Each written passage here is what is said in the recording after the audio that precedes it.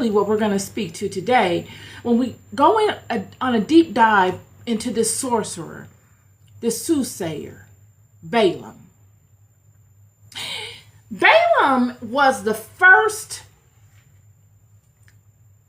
enemy of this house after being established as one unit. Balaam would be the first enemy. In the sense, spiritual enemy, just someone coming to spiritually attack and annihilate this house. It would be Balaam. Balaam was a powerful sorcerer during the time that the children of Israel were on their journey to their promised land. He was one of the, if not the most powerful sorcerers in the entire world. He's the head of the head of the head of the head. And in the sorcerer world, it's really a world built upon relationships and spirit. So it's fair to say that Balaam was so successful because he had relationships in spirit that many other sorcerers did not have. And in order to have these relationships with spirit, it's kind of like having a relationship with God. You've got to fine-tune yourself in a particular way to be able to substantiate such a relationship. To be able to be a vessel, a conduit that these spirits can use to work themselves through, for you to be able to receive messages, for your words to have power. You will need to align to power. You see, Balaam was not powerful just because he was Balaam. Balaam was powerful because of the spirits that he aligned to. This dynamic is not exclusive to God and the children of the Hebraic house. Meaning, the children of the Hebraic house are just vessels. Surely they have been created in a way where they can give you the maximum output. But they must be aligned to power to get the maximum dosage of power in that particular way in order to give forth that maximum output. And it is of this activity that is universal. Be it, we all are vessels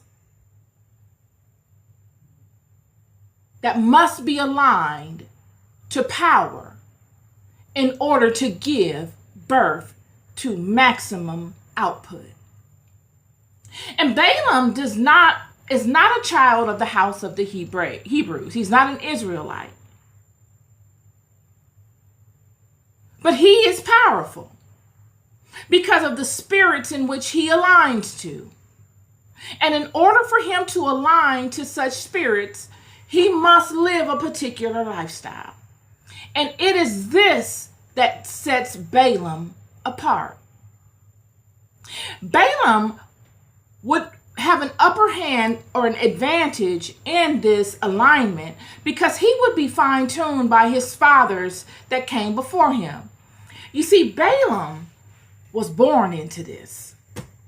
Kind of like Solomon. Born into the kingdom, he has the advantage because his father David had such a monumental relationship with God. Balaam would be born into the world of sorcery because his father would have such a monumental relationship with spirits. You see, he comes from a whole line of sorcerers, powerful sorcerers. Yeah, they have a huge reputation. And prior to Balaam coming into the picture in the book of Numbers, he's had someone from his lineage, maybe his father or himself, because Laban that hunted Jacob is of the same bloodline of Balaam. If you rearrange the letters of Laban's name, you'll get Balaam. And this is why many people, when you look up this story, They don't know if Laban was Balaam's father or if Laban was actually Balaam. Because we know in the Bible, in many spiritual books, and the history of many of these nations and customs of the people, it was normal for you to rename yourself after you've reached a certain level of ascension. Could it be that Balaam was Laban and he has renamed himself? We don't know. I'm willing to say that he more than likely is not Laban, because the Laban of the Bible that is combating Jacob was older than Jacob. And Jacob has transitioned. It has been much time since Jacob had transitioned.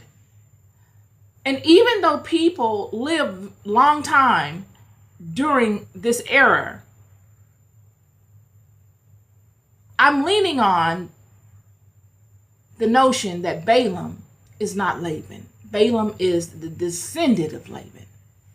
Either way, even if you align to the theory that Balaam is Laban, or you align to the theory that Balaam is a descendant of Laban, we do know for sure that they were closely related. They were father and son, or they were one and the same.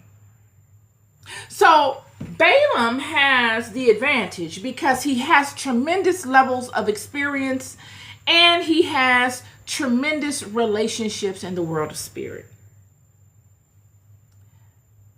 Jacob overcomes Laban, is renamed Israel. He has a monumental blessing, and the house of Israel is formed. They spend much time in Egypt. Moses comes, runs Balaam out of Egypt. Listen to this. Kicks him out, goes to war with him, chases him to the land of Cush, kicks him out of Cush. Balaam goes back to Egypt. Moses dominates. Moses comes and takes the children out of Egypt. And now they have left Egypt. And they are on their way to their promised land. And on their way to the promised land,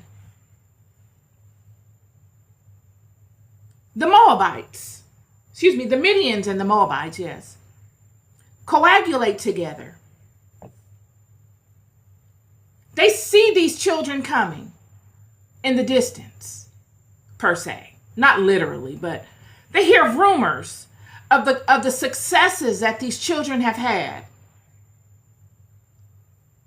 Friend, your enemies will know you coming before you even set foot in the room.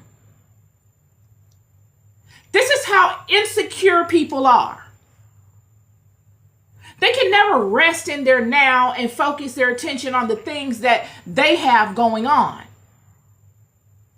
because they don't have anything going on. They're so insecure that they know any little thing could come and pull the rug from up under their feet, because they're living a lie. They look monumental. They look strong. And that's all they have, is a look and a reputation. And any level of truth can come and undermine it. So what they do is they scout. They're always scouting to see who's coming and what's happening. Not because they care for the citizens of their nation or because they care about goodness and righteousness. They're always scouting because they know